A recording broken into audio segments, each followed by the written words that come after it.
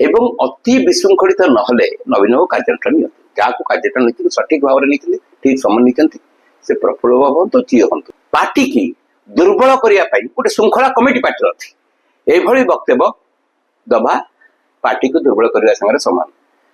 ତେଣୁକରି ଯୋଉମାନେ ବି ସେ ଶ୍ରୀମୟୀ ମ୍ୟାଡାମଙ୍କ ସମ୍ପର୍କ କହୁଛନ୍ତି, ଯୋଉ କଥା କହୁଛନ୍ତି, ଯୋଉମାନେ ବିଶୃଙ୍ଖଳିତ ଭାବରେ ପାର୍ଟିରେ ସମସ୍ତ ସୁବିଧା ସୁଯୋଗ, ପ୍ରଫୁଲ୍ଲ ବାବୁଙ୍କ ସମ୍ପର୍କ କହୁଛନ୍ତି, ପାର୍ଟିରେ ସମସ୍ତ ସର୍ବୋଚ୍ଚ ସୁବିଧା ନେଇଥିବା ଲୋକ ସମ୍ପର୍କରେ ଆମେ କହିବା ନବୀନ ବାବୁ କିଛି ନ ଦେଖି ପଦକ୍ଷେପ ନିଅନ୍ତୁ। ସେ ସଭା ଶେଷରେ ପଦକ୍ଷେପ ନିଅନ୍ତୁ। ଯିଏ ବ୍ୟକ୍ତିଗତ ଭାବରେ ମତାମତ ଦଉଛନ୍ତି ସେଟା ତାଙ୍କର ବ୍ୟକ୍ତିଗତ। ଏଟା ବିଜେଡି ଆହୁରି ଶକ୍ତିଶାଳୀ ହଉଛି। ଓଡିଶାରେ ପାର୍ଟି ନବୀନ ବାବୁ ଯଦି ଆଜି ଭୋଟ ହୁଏ, ଓଡିଶାବାସୀ ନବୀନ ବାବୁଙ୍କୁ ଅପେକ୍ଷା କରିଛନ୍ତି। ଏଟା ନବୀନ ବାବୁ ଶୃଙ୍ଖଳାର ସହିତ ପାର୍ଟିକୁ ପରିଚାଳନା କରନ୍ତି, ନିଷ୍ଠାର ସହିତ ପାର୍ଟି ପରିଚାଳନା କରନ୍ତି, ଯୋଉଟା କରନ୍ତି ସଠିକ ଭାବରେ କରନ୍ତି। ନବୀନ ବାବୁ ପାର୍ଟିର ପ୍ରେସିଡେଣ୍ଟ, କାହିଁକି ପାଣ୍ଡିଆନ ବାବୁଙ୍କୁ ଖାଲି ଆଣିକି କର୍ଡିସ୍ପୋର୍ଟ ଭିତରେ ପୁରଉଛନ୍ତି?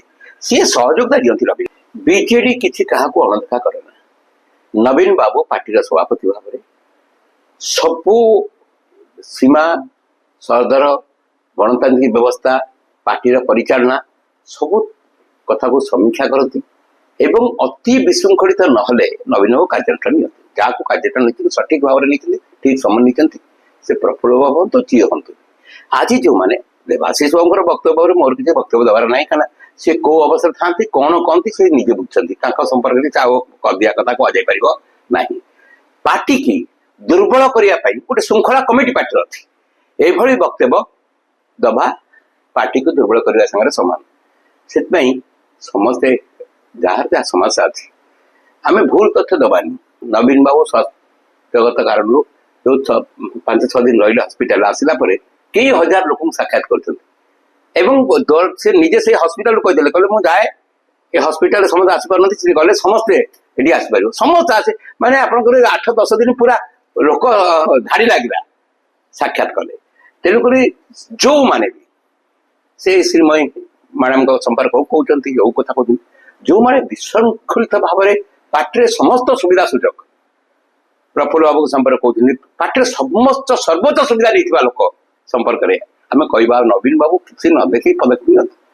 ସେ ସଭା ଶେଷରେ ପଦକ୍ଷେପ ନିଅନ୍ତୁ। ନାଇଁ, ତାଙ୍କର ବକ୍ତବ୍ୟ ସାହାଯ୍ୟକାରୀ ନୁହଁ। ପାର୍ଟିକୁ ଦୁର୍ବଳ କରିବା ଯୋଉମାନଙ୍କର ବକ୍ତବ୍ୟ ରହୁଛି, ପାର୍ଟି ତା ପ୍ରଥମ ସମୀକ୍ଷା କରିବ, ଗୋଟେ ଶୃଙ୍ଖଳା କମିଟି ବିଚାର କରିବ। ଆମେ କିଏ ବକ୍ତବ୍ୟ ତାକୁ କରିଦବା? ଗୋଟେ କମିଟି ଅଛି, ଶୃଙ୍ଖଳାଗତ କମିଟି, ସେ ପ୍ରସ୍ତାବ ଦବ ସଭାପତି। ଶୁଣନ୍ତୁ, ସେ ସମ୍ପର୍କରେ ପାର୍ଟି ଅନୁଧ୍ୟାନ କରୁଛି ଏବଂ ପାର୍ଟି ଯୋଉ ଯୋଉ ପଦକ୍ଷେପ ଯୋଉଠି ନେଇଥିବେ, ଶୃଙ୍ଖଳାଗତ କମିଟି ଅଛି, ତାର ରିପୋର୍ଟକୁ ଆଧାର କରୁଛି ଏବଂ ନବୀନ ବାବୁ ନିଜେ ଅନୁଭବ କରି ସବୁବେଳେ ସିଏ ସଠିକ ନିଷ୍ପତ୍ତି ନିଅନ୍ତି, କାର୍ଯ୍ୟାନୁଷ୍ଠାନ ବି ଗ୍ରହଣ କରନ୍ତି ସଠିକ ଭାବରେ। ସେଥିରେ କୋଉଠି ଦୁର୍ମତ ନାହିଁ। ଯିଏ ବ୍ୟକ୍ତିଗତ ଭାବରେ ମତାମତ ଦଉଛନ୍ତି ସେଟା ତାଙ୍କର ବ୍ୟକ୍ତିଗତ। ଏଟା ବିଜେଡି ଆହୁରି ଶକ୍ତିଶାଳୀ ହଉଛି। ଓଡିଶାରେ ପାର୍ଟି ନବୀନ ବାବୁ ଯଦି ଆଜି ଭୋଟ ହୁଏ, ଓଡିଶାବାସୀ ନବୀନ ବାବୁଙ୍କୁ ଅପେକ୍ଷା କରିଛନ୍ତି। ଯୋଉଭଳି ଭାବରେ ଗୋଟେ ଲୋକଙ୍କୁ ବିଭ୍ରାନ୍ତିକର ତଥ୍ୟ ଦିଆଯାଇ ଅପପ୍ରଚାର କରାଯାଇ ନବୀନ ବାବୁଙ୍କର ଗୋଟିଏ ସୂତାଖିଆରେ ପରସେଣ୍ଟେଜ ଭୋଟରେ ନବୀନ ବାବୁଙ୍କୁ ଫୁଲ ଭୋଟିଂ ପରସେଣ୍ଟ ଆମେ ଅଧିକ ଅଛୁ। ଏଇଟା ହଉଛି ବିଳମ୍ବନା।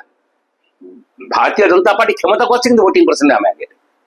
ଏ କମ କଥା ନୁହଁ। ନବୀନ ବାବୁଙ୍କର ଭାବମୂର୍ତ୍ତି ଏବଂ ପାର୍ଟିକି ଆହୁରି ଶକ୍ତିଶାଳୀ କରୁଛନ୍ତି। ପାର୍ଟି ଆହୁରି ପାୱାରଫୁଲ ହଉଛି, ଶକ୍ତିଶାଳୀ ହଉଛି।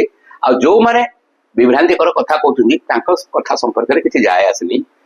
ପାର୍ଟି ତାର ଧାରା, ତାର କୌଶଳ, ତାର କାମ ପାର୍ଟିକୁ ପୁରା କ୍ରିୟାଶୀଳ କରି ଆଗକୁ ନଉଛନ୍ତି। ଏଭଳି ଲେଖାଯାଇଛି ବହୁତ ଜାଗାରେ କି ପାଣ୍ଡିଆନଙ୍କୁ ବିରୋଧ ବା ଦଳର କୌଣସି ଅନିୟମିତ କାମକୁ ବିରୋଧ ଯୋଉମାନେ କରୁଛନ୍ତି ତାକୁ ଦଳରୁ ବାହାର କରାଯାଉଛି। ଏଟା ନବୀନ ବାବୁ ଶୃଙ୍ଖଳାର ସହିତ ପାର୍ଟିକୁ ପରିଚାଳନା କରନ୍ତି, ନିଷ୍ଠାର ସହିତ ପାର୍ଟି ପରିଚାଳନା କରନ୍ତି, ଯୋଉଟା କରନ୍ତି ସଠିକ ଭାବରେ କରନ୍ତି। ଯଦି ଏମିତି ଅଛି ତାହେଲେ ଏତେ ପୁରୁଣା ପୁରୁଖା ନେତାମାନେ କାହିଁ ଦଳ ଛାଡୁଛନ୍ତି? ଶୁଣନ୍ତୁ, ଯୋଉମାନଙ୍କର ମୋହମାୟା ସମ୍ପର୍କରେ ଆମେ କଣ କଥାବାର୍ତ୍ତା କରିବା? ପୁରୁଖା ନେତା କଣ? ସର୍ବୋଚ୍ଚ କ୍ଷମତା ଥିବା ଲୋକ ଆଜି ବକ୍ତବ୍ୟ ଦେବେ, ସେ କଣ ଅର୍ଥ ତାଙ୍କର ମୋହ କାଳେ ପୁଣି କ୍ଷମତା ତାଙ୍କ ପାଖରେ ରହିପାରିବ କି ନାହିଁ? ଆଗରୁ ସତର୍କ ହଉଛନ୍ତି। ସେସବୁ ସମ୍ପର୍କରେ ଆମେ କହିବା କଥା କିଛି ଦରକାର ନାହିଁ। ନବୀନ ବାବୁ ଯାହା ନିଅନ୍ତି ସଠିକ ନିଅନ୍ତି, ଠିକ ସମୟରେ ନିଅନ୍ତି, ପାର୍ଟିକୁ ଶକ୍ତିଶାଳୀ କରିବାକୁ ନିଅନ୍ତି। ବର୍ତ୍ତମାନ ନବୀନ ବାବୁ ଡିସିସନ ନଉଛନ୍ତି ନା ପାଣ୍ଡିଆନ ବାବୁ ନଉଛନ୍ତି? ନବୀନ ବାବୁ ପାର୍ଟିର ପ୍ରେସିଡେଣ୍ଟ, କାହିଁକି ପାଣ୍ଡିଆନ ବାବୁଙ୍କୁ ଖାଲି ଆଣିକି କର୍ଡିସ୍ପୋର୍ଟ ଭିତରେ ପୁରଉଛନ୍ତି?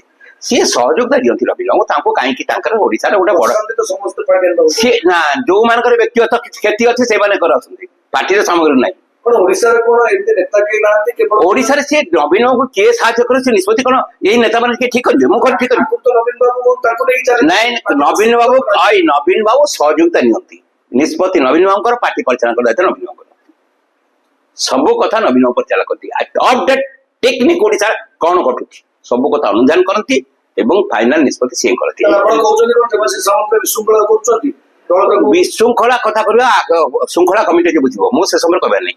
ସେ କୋଉ ସ୍ଥିତିରେ ଥାନ୍ତି, କଣ ବକ୍ତବ୍ୟ ଦିଅନ୍ତି, ଓଡିଶାବାସୀ ଜାଣିଛନ୍ତି, କଟକବାସୀ ଜାଣିଛନ୍ତି। ନାଇଁ ନାଇଁ ମୋର ତାଙ୍କ ସମ୍ପର୍କରେ କିଛି କହିବାର ନାହିଁ। ଶୃଙ୍ଖଳାଗତ କମିଟି ଯେ ବୁଝିବ ସେ ସମ୍ପର୍କରେ। କଥା ହଉଛି ସିଏ କୋଉ ସ୍ଥିତିରେ ଥାନ୍ତି, କଣ କହନ୍ତି ସମସ୍ତେ ଜାଣିଛନ୍ତି। ମୁଁ ତାପରେ ଆଉ କିଛି କହିବା ଦରକାର ନାହିଁ। ପାର୍ଟି କିନ୍ତୁ ଯାହା କରୁଛି ଠିକ କରୁଛି। ନବୀନ ବାବୁ ଅତି ନିଷ୍ଠାର ସହିତ ପାର୍ଟିକୁ ପୁରା ଶକ୍ତିଶାଳୀ କରିବା ପାଇଁ ପଦକ୍ଷେପ ନିଅନ୍ତୁ। ସେ ସେମିତି ଭାବରେ ପଦକ୍ଷେପ କେବେ ଅତୀତରେ ନେଇନାହାନ୍ତି କି ଆଜି ବି ଜାଣୁଛନ୍ତି ସଠିକ ଭାବରେ